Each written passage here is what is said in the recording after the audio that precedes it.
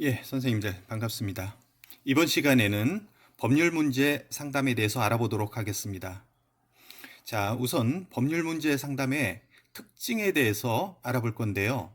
첫 번째로 불법성 문제와 상담자 역할의 한계가 존재한다는 점을 들 수가 있습니다.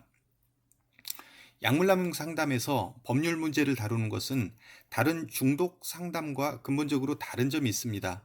바로 내담자의 행위 자체가 범죄에 해당된다는 것이죠. 마약류 관련 행위는 소지나 투약, 수수, 매매 등 거의 모든 행위가 예외 없이 범죄에 해당합니다.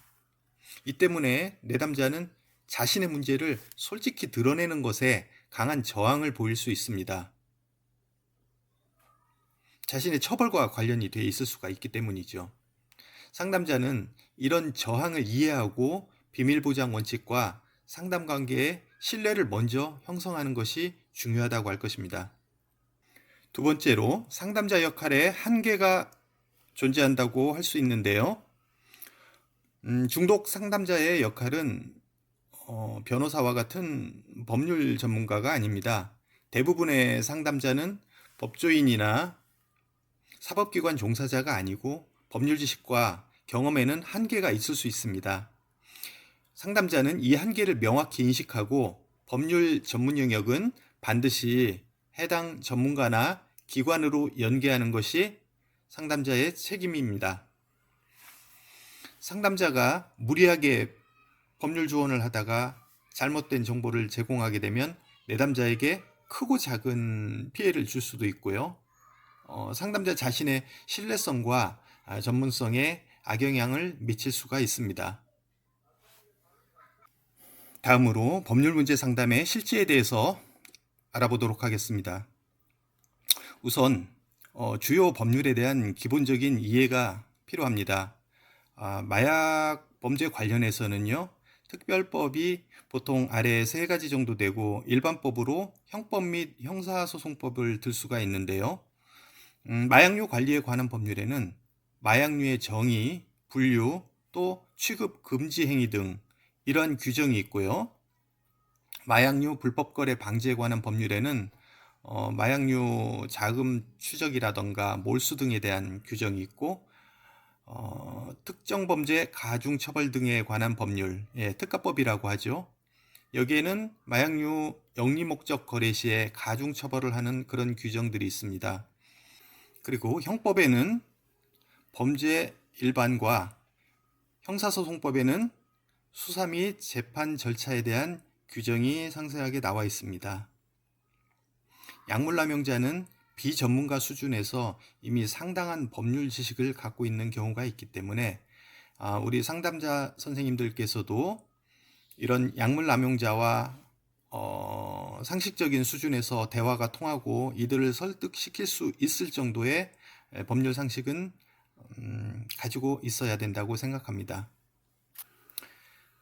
네, 마약류는요, 법률상 크게 세 가지로 분류됩니다. 마약, 향정신성 의약품, 대마, 이렇게 구분이 되죠. 그리고 신종 마약류에 대한 그런 조항도 있습니다. 자, 마약에는요, 아편, 양귀비, 헤로인, 코카인 등이 있을 수가 있고, 향정신성 의약품은 대표적인 것이 필로폰, 그 다음에 알약 형태로 생긴 엑스터시 등이 있습니다. 대마는요, 대마 식물에서 나오는 일체 제품들을 말하는데, 대마초, 대마 오일, 대마 수지인 해쉬씨, 그리고 대마 종자의 껍질 등이 이에 해당됩니다. 자, 다음으로 마약류 종류를 임상적으로 분류할 수가 있는데요. 양리작용에 따라서 이렇게 분류할 수가 있습니다. 중추신경 흥분제, 중추신경 억제제, 그리고 환각제입니다. 자, 보시면 알겠지만 마약류는 중추신경 작용제인데요. 중추신경에 어떠한 영향을 미치냐면 크게 두 가지입니다. 각성시키던가 억제시키던가. 그런데 환각제 같은 경우에는 각성시키는 기능과 억제시키는 기능이 동시에 존재할 때 이를 환각제로 분류합니다. 물론 중추신경 흥분제도 과다투약을 할 경우 또는 억제제도 과다투약을 할 경우 그 나름대로의 환각 효과가 있다고 합니다. 중추신경 흥분제에서는요, 우리나라에서 가장 흔히 남용되는 것이 필로폰이죠. 다음으로 중추신경 억제제 같은 경우는 의료용으로는 아마 몰핀이 많이 쓰일 겁니다. 아편과 헤로인은 의료용으로 쓰이지 않고 현재는 불법 마약류죠. 그 다음에 환각제의 대표적인 게 LSD가 있는데요. 대마도 젊은 청년들이 대수롭지 않게 생각하고 있지만 대마도 환각제 계열의 분류가 될 수가 있습니다. 자, 그리고 향정신성 의약품은요, 말하자면 화공약품 종류인데요. 네 가지로 분류를 할 수 있습니다. 가나 다라 이렇게 분류가 되어 있는데, 이게 가목은 환각제 계열입니다. 그래서 환각제는 의료 목적으로 절대 사용하는 경우가 없고요. 나목은 각성제인데 필로폰이나 암페타민류가 이에 해당됩니다. 자, 각성제도 극히 제한적으로 의료 목적으로 사용되는 경우가 있습니다. ADHD 치료제인 메틸페니데이트, 이것은 각성제인데요. 기타 필로폰이나 암페타민류는 불법이기 때문에 의료 목적으로 사용되지 않습니다. 그리고 다목은요, 진정, 수면, 진통 마취제 계열인데요. 바르비탈류, 펜타조신 이런 것들이 여기에 해당되고요. 라목은 신경 안정제, 진통제, 수면제가 이에 해당됩니다. 대표적으로 다이어트 약이나 수면제인 졸피뎀이 여기에 해당된다고 할 수 있지요. 자, 다음으로 마약류 범죄의 유형에 대해서 알아보겠습니다. 우선 단순 투약이 있을 수가 있죠. 자기 자신이 스스로 마약을 투약하는 건데요. 상대적으로 처벌 수위는 좀 낮다고 보실 수가 있습니다. 그리고 소지 및 보관이 있지요. 마약류를 소지하거나 일정 장소에 보관하는 행위입니다. 다음으로 수수인데 타인으로부터 마약을 건네받거나 타인에게 마약을 건네주는 행위를 말합니다. 그리고 매매 또는 매매 알선이 있을 수가 있습니다. 자, 매매는 사고 파는 것을 말하는 것이죠. 알선은 그 매매를 중간에서 알선하는 행위를 말합니다. 그리고 제조 수출입이 있죠. 직접 마약류를 제조하거나 아니면은 국경을 넘어서 밀반출하거나 밀반입하는 행위를 말합니다. 그리고 또 젊은이들을 수사를 하거나 상담을 하다 보면 또 가끔씩 나오는 유형이 방조범이 있는데요. 이것은 어떤 사람의 범행을 유형적, 무형적으로 도움을 주는 경우를 말합니다. 예를 들어 마약을 구입하러 누가 나가는데 그 자리에 그냥 동행을 해줬다던가 아니면은 누군가 마약을 투약하는데 장소를 제공해 주었다던가 아니면 마약류 사는데 돈을 빌려줬다던가 이렇게 해서 범행을 수월하게 해주면 그것이 방조범으로 처벌될 수가 있습니다. 여기서 우리가 주의해야 될 것은요, 동일한 어떤 약물을 취급했다 하더라도 행위 유형에 따라 처벌이 달라질 수가 있습니다. 다음으로 형사사건 진행 절차에 대해서 설명드리겠습니다. 내담자가 수사를 받고 있거나 재판을 앞두고 있을 때는 그 절차를 모르게 되면 불안이 극대화가 됩니다. 상담자가 일반적인 형사 절차에 대해서 설명해 주는 것만으로도 내담자의 불안을 크게 줄일 수 있습니다. 첫 번째로는요, 입건, 수사 단계가 있을 수가 있는데 경찰 또는 검찰이 피의자를 특정하여 수사를 개시하는 단계를 말합니다. 두 번째로 체포 구속 단계인데요. 도주나 증거인멸 우려가 있을 적에 신체를 구금하는 것을 구속이라고 합니다. 다음으로 검찰 송치 단계가 있는데요. 처벌할 필요성이 있다고 경찰에서 판단이 되면 검찰로 기소 의견으로 송치를 하게 되고, 처벌할 가치가 없다 또는 범죄가 성립되지 않는다라고 판단되면 불송치를 하게 됩니다. 자, 그러면 범죄 혐의가 인정되어 기소 의견으로 검찰에 송치가 되면 네 번째로 기소 여부를 결정하게 되는데요. 여기서 100% 기소가 되는 것은 아닙니다. 여기서 기소 또는 불기소 결정을 하는데요. 경찰에서는 혐의가 있어서 기소를 해야 된다고 결론을 내렸지만 검찰 단계에서 혐의가 없다라고 결론이 나는 경우도 있고, 혐의는 인정되나 기소하는 것이 너무 좀 가혹하다라고 해서 불기소를 하는 경우가 있는데요. 혐의가 없어서 불기소하는 것은 무혐의, 혐의 없음이 되는 거고요. 혐의는 인정되나 기소하지 않는 것을 우리가 기소유예라고 합니다. 그래서 초범인 경우, 또 단순 투약같이 그 죄질이 무겁지 아니할 경우는 기소유예의 가능성도 있다고 할 수 있습니다. 자, 다음으로 기소가 됐을 경우는요, 재판 및 판결 단계로 넘어가는데요. 기소라고 하는 것은 법원에 유죄 판결을 구하는 행위입니다. 자, 수사기관에서 혐의가 있고 없고를 판단한다면 법원에서는 유무죄를 판단합니다. 그리고 형량을 결정하게 되죠. 그래서 유죄가 인정되고 형량이 결정이 되면 마지막으로 집행 단계가 있습니다. 법원에서 유죄로 인정되고 형량이 결정되면 집행 단계로 넘어가게 됩니다. 자, 유죄 판결은요, 벌금형이 있을 수가 있고 징역형이 있을 수가 있는데요. 우리가 보통 징역형을 실형이라고 표현을 하죠.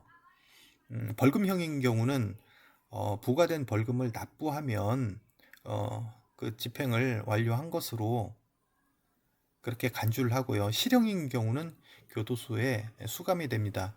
자, 그러나 유죄라고 하여 벌금이나 징역형, 실형이 반드시 선고되는 것은 아니고요. 징역형이 선고되더라도 집행유예라고 하는 것이 선고될 수가 있습니다. 가령 징역 1년에 집행유예 2년 이렇게 선고가 될 수가 있죠. 그게 무슨 의미냐면은 징역을 1년 보내야 되는데 2년 동안 집행하지 않고 지켜보겠다, 유예하겠다는 얘기입니다.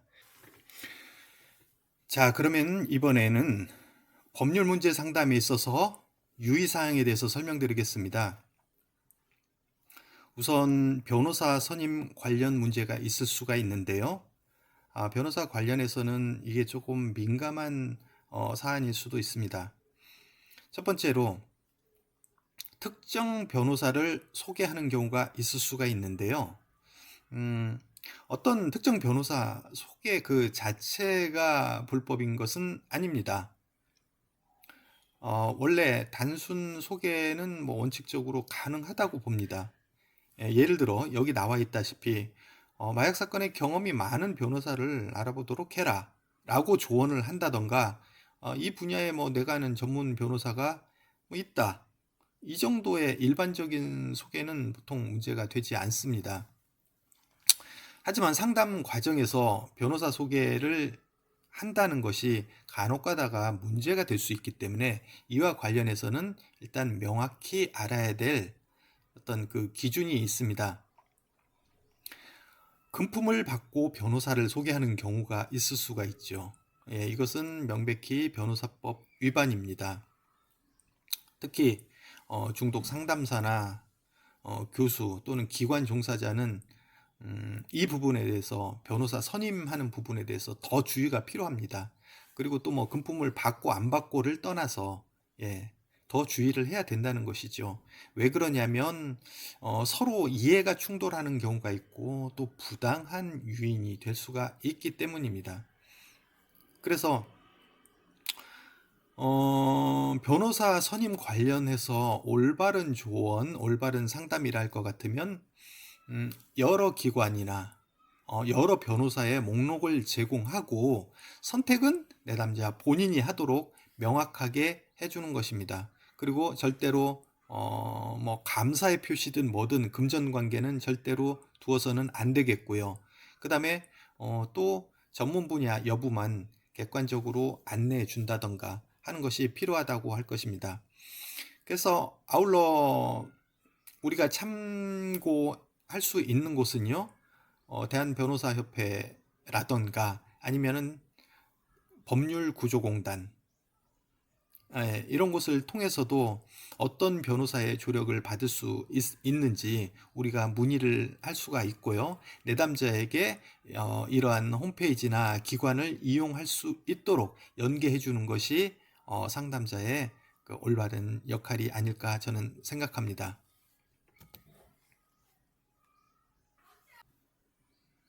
네, 두 번째로요. 수사나 재판 결과에 대해서 조언하지 않기입니다. 예, 여기서 주의해야 될 것은 결과에 대한 예측, 결과에 대한 조언을 말씀드리는 겁니다. 제도에 대해서 소개한다던가 법적 절차에 대해서 안내해 준다는 것은 괜찮습니다. 아까 말씀드렸다시피 형사소송법에 그런 규정이 나와 있기 때문에 그런 부분을 설명해 주는 것은 내담자의 불안을 감소시키기 위해서 바람직한 상담법이죠. 그러나 너무 희망적이거나 너무 절망적인 조언, 특히 결과에 대한 것을 말합니다. 예를 들어 그 정도면 집행유예를 받을 수 있을 거예요 라고 하는 거, 벌써 재판 결과에 대해서 지금 예측하거나 조언을 하는 것이죠. 예, 이런 것은 조금 가급적 우리가 지양해야 될 필요가 있습니다. 그리고 이것은 무조건 실형이 나오겠는데요 라고 하는 것도 또 절대로 안 되죠. 물론 그 사안이 실형에 해당될 수도 있고 실형이 나올 수도 있습니다. 그러나 이런 절망적인 예언이 되겠죠. 절망적인 조언이 되겠고 그것이 내담자에게 얼마나 도움이 될지는 그거는 좀 미지수가 되겠습니다. 그리고 이런 수사의 결과나 재판 결과를 우리가 예측하고 거기에 대해서 조언해 준다는 것은 저는 상담자의 권한 밖이라고 생각합니다. 이것은 수사기관 종사자나 아니면은 사법부에 직접 종사하는 사람들조차도 자기가 권한을 가지고 있음에도 불구하고 자기가 행사한 권한의 결과는 장담하지 못하거든요. 예, 그렇기 때문에 상담자는 객관적인 제3자의 관점에서 어떤 그냥 가능성을 열어놓는 정도의 조언이 바람직한 것 같습니다. 다시 한번 말씀드리지만 수사 결과나 재판 결과에 대한 예측은 상담자의 어떤 그 권한 밖이 될 수가 있고요. 만약에 이 예측이 틀렸을 경우는 내담자로부터 상담자가 신뢰를 잃고 잘못된 기대 혹은 잘못된 절망을 심어줄 수가 있거든요. 자, 다음으로는요. 우리가 법률 문제 상담에 있어 흔히 자주 듣게 되는 질문을 몇 가지 모아봤습니다. 첫 번째로요. 제가 현재 경찰 수사 중인데 또는 검찰 수사 중인데 무조건 기소가 되나요? 예, 이렇게 묻는 경우가 있습니다. 자, 그러면 우리는 상담자로서 어떻게 답변을 해줘야 될까요? 자, 이것은요, 사안에 따라 다르죠. 제가 아까 말씀드렸다시피 검찰 수사 단계에서는요, 기소 여부를 결정을 하게 되는데 기소를 할 수도 있고 기소하지 않을 수도 있습니다. 기소하지 않는 경우는 두 가지죠. 혐의가 없어서 기소할 수 없으니까 기소하지 않는, 무혐의 처분이 있을 수가 있고요. 혐의는 인정됩니다. 기소할 수는 있어요. 하지만 기소하는 것이 너무 좀 가혹하다. 굳이 기소까지 할 필요가 있을까? 한번 선처해 줄 수 있다. 라고 결정을 하게 되면 기소유예 결정을 할 수가 있는 거죠. 그래서 다만 우리가 기소유예 처분을 받으려면 여러 가지 조건들이 좀 필요합니다. 제가 실무적인 경험에 의해서 말씀드리면 자기 혐의를 부인하는데 기소유예를 받는 경우는 보지 못했습니다. 네, 일단 자기 혐의를 인정하고 반성하는 태도가 있어야 됩니다. 그러면 기소유예를 받을 가능성이 높아집니다. 두 번째로 동종 전과가 있으면 기소유예 받기가 어렵다고 보시면 되고요.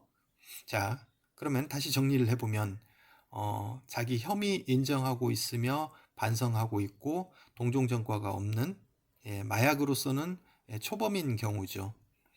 이런 몇 가지 요건이 충족될 때는 기소유예 가능성이 있다고 할 수 있습니다. 자, 두 번째로요. 또 이제 현재 수사 중인데 또는 기소가 됐는데 무조건 징역을 가게 되나요? 무조건 실형을 받게 되나요? 네.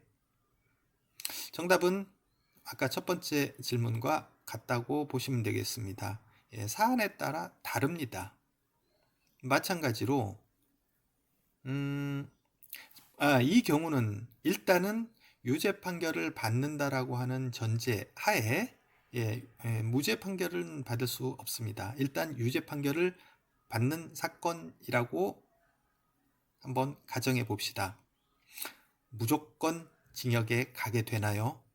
이것은 꼭 그렇다고 볼 수는 없는 거죠. 집행유예 가능성이 있거든요. 유죄 판결은 받지만 부수적으로 집행유예를 같이 선고받을 수가 있습니다. 그러면 일단은 어딘 구치소에 수감되거나 교도소에 가거나 그런 일은 없습니다. 재판 받고 유죄 판결 받고 끝나는 거예요, 사실상. 그러나 이 집행유예라고 하는 거는요, 그 집행유예 기간을 정해주거든요. 징역 1년에 집행유예 2년이라고 얘기를 했다면 원래는 징역 1년을 보내야 된다. 그러나 징역에 보내지 않고 2년 동안 지켜보겠다. 2년 동안 아무런 사고도 없이 무사히 지나면 징역 1년 간 것으로 간주해 주겠다는 얘기입니다. 그래서 집행유예 기간이 2년이 있죠. 2년 안에 다른 범죄를 저지르게 되면 안 됩니다. 그러면 집행유예가 실효가 되거든요. 집행유예가 취소가 됩니다. 그러면 어떻게 될까요?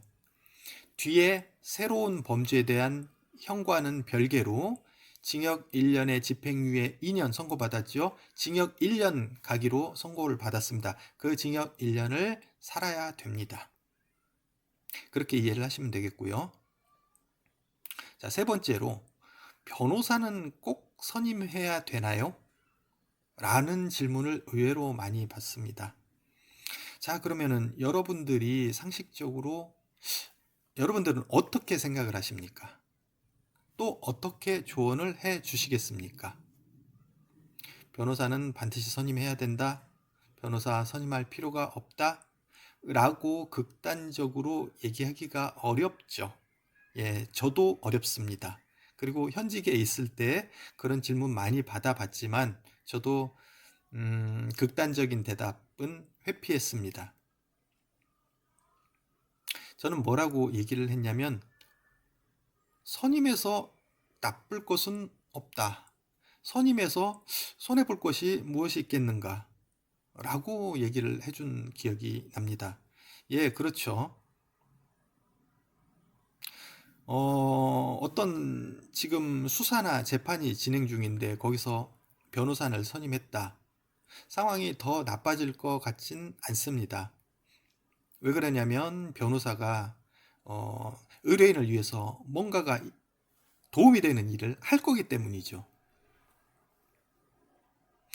그리고 변호사를 선임해야 된다는 법은 없습니다. 우리가 수사기관에서도 그렇고 법원에서도 뭐 변호인의 조력을 받을 권리가 있다라고 이런 얘기를 피의자나 피고인에게 해주거든요. 그것은 변호사를 선임할 권리가 있다는 것이지 변호사를 선임해야 될 의무가 있다는 뜻이 아닙니다. 그것은 피의자, 피고인의 권리입니다. 즉, 변호사를 선임하고 싶으면 선임하는 거죠. 네. 그리고 선택은 어떤 피의자나 피고인 자신이 선택하고 결정하는 겁니다. 그런데 또 하나, 제가 실무에서 이 경험을 하다 보니 재미난 현상이 있는데요. 변호사 선임 관련돼서요. 변호인을 또 구세주라고 생각하는 그런 경우가 있는데 이것은 좀 적절치 않다고 생각합니다. 그것은 뭐 변호인 스스로도 그렇고 변호인을 선임하는 의뢰인 입장에서도 그렇고 중간에서 상담을 해주는 상담자 입장에서도 그렇습니다. 변호인은요, 우선 피의자나 피고인의 법률 조력인입니다. 조력인, 도움을 주는 사람이죠. 그런데 변호인을 구세주라고 착각을 하는 경우가 있어요. 즉 이런 뭐 수사나 재판 상황에 빠지게 된 것은 어쨌거나 피의자, 피고인 입장에서는 뭔가 난관에 빠진 것이죠. 이 난관에서 어떤 그 비싼 변호사 또는 뭐 능력이 출중한 변호사가 이러한 난관에서 나를 구해줄 것이다 라고 생각하는 경우가 있는데요. 그것은 조금 넌센스인 것 같습니다. 변호인은 법률 전문가가 맞고, 하지만 피해자 피고인의 법적 대리인이나 법률 조력인이지 구세주는 아니라는 겁니다. 그래서 우리가 변호사를 구세주라고 생각할 때 변호사를 선임하지 않으면 안 될 것 같은 그런 어떤 그 강박에 빠질 수가 있는 거죠. 다시 한번 말씀드리지만 변호인을 선임해서 나쁠 것은 없다고 봅니다. 변호인을 선임하면 여러 가지로 도움을 받을 수가 있습니다. 그러나 그것은 피해자 피고인의 의무 사항이 아니고 권한이며 선택 사항입니다. 자, 다음으로 전과가 남으면 출세하기 어렵나요? 이런 질문을 받는 경우가 있습니다. 좀 굉장히 어려운 문제네요. 이것을 뭐라고 해석을 해야 될까요? 전과가 있으면 없는 것보다는 좀 불리하지 않겠습니까? 그건 당연하죠. 우리가 어떤 그 기업인이나 정치인이라던가 유명 인물들 중에 소위 말하는 일적으로도 성공했고 세상적으로도 유명해진 사람이 전과가 있는 경우도 있을 수가 있거든요. 그렇기 때문에 전과가 남으면 취업하기 어렵나요? 출세하기 어렵나요? 라고 하는 건 마찬가지로 단정적이고 극단적으로 대답할 필요는 없습니다. 그러나 이제 다만 확실히 전과 때문에 어떤 취업이 제한되거나 하는 분야는 있어요. 저도 알기로 예를 들어 아동, 노인, 복지나 교육 분야에 해당 전과가 있으면 불리합니다. 예를 들어 내가 학교 선생님을 하고 싶다, 학원 선생님을 하고 싶다 이랬을 적에는 아동학대 범죄 전력이나 또는 성범죄 전력이 있으면 취업이 불가한 것으로 그렇게 알고 있습니다. 그러나 마약 전과가 있는지 없는지를 보지는 않는 것 같고요. 기타 범죄의 전과는 사안마다 좀 다르다고 볼 수가 있습니다. 어쨌거나 다시 한번 정리를 하면 전과가 아예 없는 것보다 전과가 있으면 뭔가 조금 장애가 있을 가능성은 있어요. 그렇다고 하여 전과가 있다고 해서 모든 것이 끝난 것이다, 할 수 있는 게 아무것도 없다, 이렇게 극단적으로 생각하거나 파국화해서 우리가 단정 지을 수는 없다는 겁니다. 자, 다음으로요. 내가 처방받아 먹던 수면제를 다른 사람에게 주거나 팔면 어떻게 되나요? 네, 이것은 처벌을 받는 행위에 해당되죠.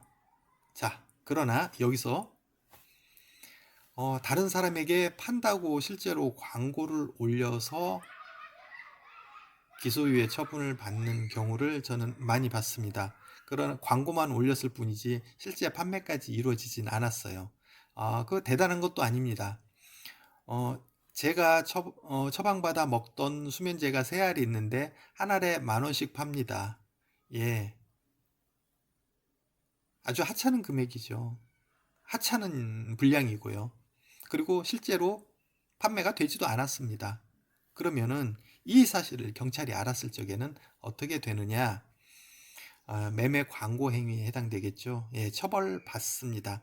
과거에는 광고 행위는 처벌 규정이 없었어요.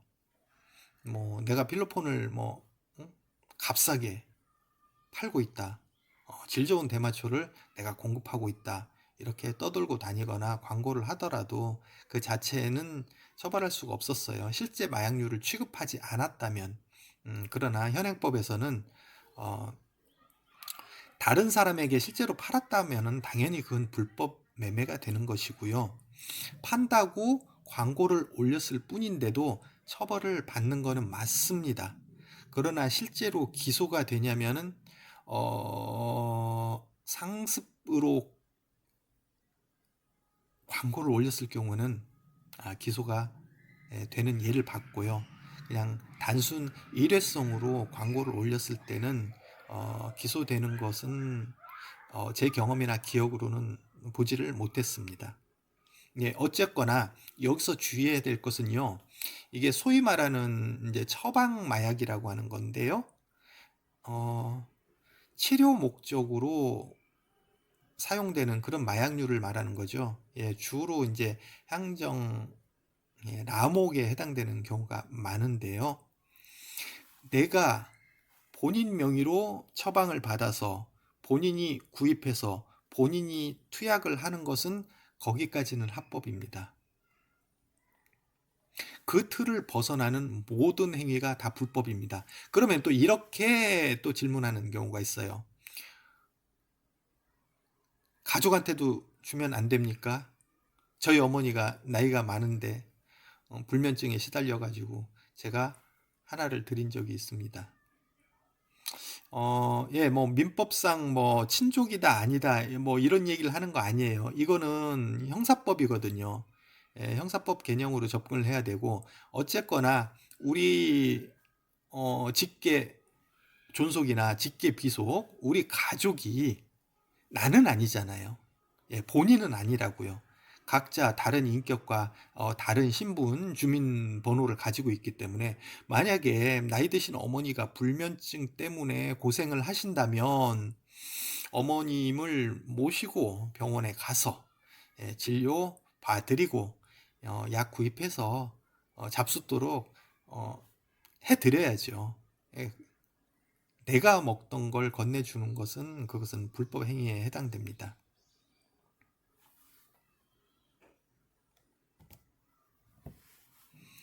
그리고 또 특히 젊은 사람들이나 학생들이 또 이런 터무니없는 질문들을 많이 하더라고요. 영화를 보면 수사관들이 마약 맛을 보던데 정말입니까? 또는 수사관들은 맛을 봐도 상관이 없나요? 이런 질문을 하는 경우가 있더라고요. 여기에 대해서 명확하게 설명을 해주지 못하면 어떤 현행법이라던가 마약 또는 어떤 마약에 대한 그 태도에 잘못된 인지가 형성될 수가 있는 것 같아요. 그래서 이 부분에 대해서는 명확하고 단호하게 설명을 해줄 필요가 있다고 봅니다. 자, 영화나 드라마에서 예를 들어 수사관들이 위장 매수 장면에서 마약을 판매하러 온 사람들이 진짜 마약을 가지고 왔는지 그걸 갖다가 맛을 보는 이런 장면이 있단 말이죠. 맛을 왜 볼까요? 네, 이 마약이 진짜인지 아닌지 그 맛을 보는 거겠죠. 그리고 진짜 마약을 가지고 왔다라고 그러면은 같이 잠복하고 있는 위장 수사관들한테 사인을 줘가지고 자, 일제 검거하도록 만든 그런 이제 장면들이 나오는데요. 일단 절대로 맛을 보아서도 안 된다고 말씀을 드립니다.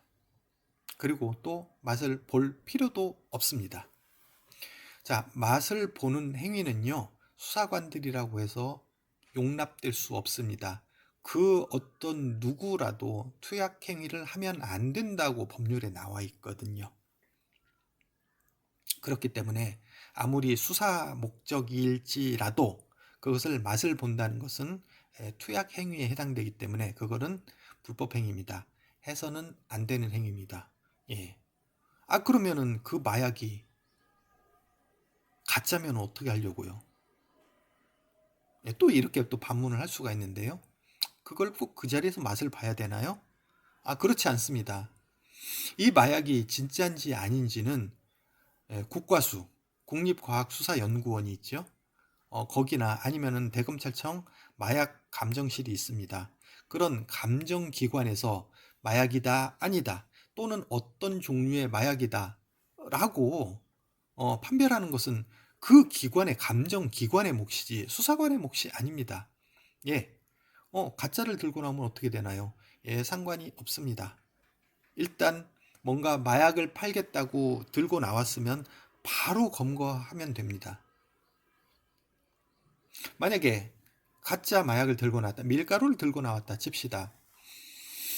그러면은 그 마약 사범이 일부러 밀가루를 가지고 나왔을 수도 있겠고요. 또는 마약을 들고 나왔어야 되는데 깜빡 잘못해서 밀가루를 들고 나왔을 수도 있어요. 일부러 밀가루를 들고 나왔다면 이거는 뭐죠? 예, 밀가루를 마약이라고 속여서 팔겠다라고 하는 의도로 가지고 나온 겁니다. 예, 그러면은 이 사람은 마약 사범이 아니네요. 예, 사기범이네요. 사기꾼이요. 네. 이 경우는 사기로 처벌할 수 있습니다. 자, 그럼 두 번째로 이 마약 사범이 진짜 마약을 들고 나왔어야 되는데 실수로 밀가루를 들고 나왔다. 그리고 그 밀가루를 마약으로 인식하고 있었다. 그러면은 마약 사범이 맞습니다. 마약류 불법 거래 방지에 관한 특례법으로 처벌이 가능합니다. 그래서 저는 이렇게 얘기하고 싶습니다.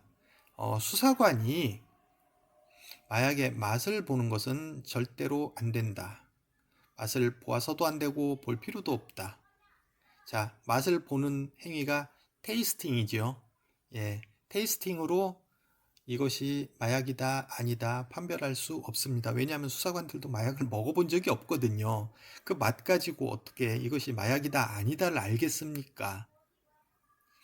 예, 테이스팅이 아니라 테스팅을 통해서 이것이 마약이다 아니다 또는 어떤 마약이다 라고 우리가 알 수가 있는 것입니다. 그래서 테스팅이라고 하는 것은 아까 말씀드린 것처럼 마약 감정기관에서 해야 될 일이 되겠죠. 자, 오늘 강의 듣느라 수고 많으셨고요. 여러분들이 상담자로서 약물 남용자를 만나게 되면 아마 좀 막막하고 지치고 그럴 수가 있습니다. 왜 그러냐면 이 중독 문제라고 하는 것이 단번에 완벽하게 해결되기가 어렵거든요. 그래서 똑같은 국면이 반복되거나 재발하는 그런 경우가 있어요. 하지만 이분들이 의지가 약해서 그런 게 아니죠. 뇌보상회로 이쪽 뇌의 어떤 질환으로 봐야 됩니다. 그래서 도덕적 실패가 아닌 의료적 지원이 필요한 환자라고 하는 것을 우리가 명심을 해야 될 거고요. 우리는 그러면은 상담자로서 여러 선생님들이 약물 남용자에게 제공할 수 있는 것은 뭐냐면은 어떤 판단 없는 동행과 지지가 될 것이라고 저는 그렇게 생각합니다. 작은 변화를 이제 함께 기뻐하고 재발이 있더라도 그것을 탓하지 않고 다시 일으켜 세워주는 거, 그것이 중독 상담사의 역할이지 않을까 저는 그렇게 생각합니다. 우리가 동기 강화 상담 MI에서도 그렇게 우리가 얘기를 하고 있죠. 우리가 그들을 바꾸는 것이 아니라 그들이 스스로 변화할 수 있는 어떤 동기를 부여하고 환경을 만들어주는 것, 그것이 여러 선생님들의 역할이고 저 역시 그 역할에 동참하고 있습니다. 여러 선생님들 수고 많으셨습니다. 감사합니다.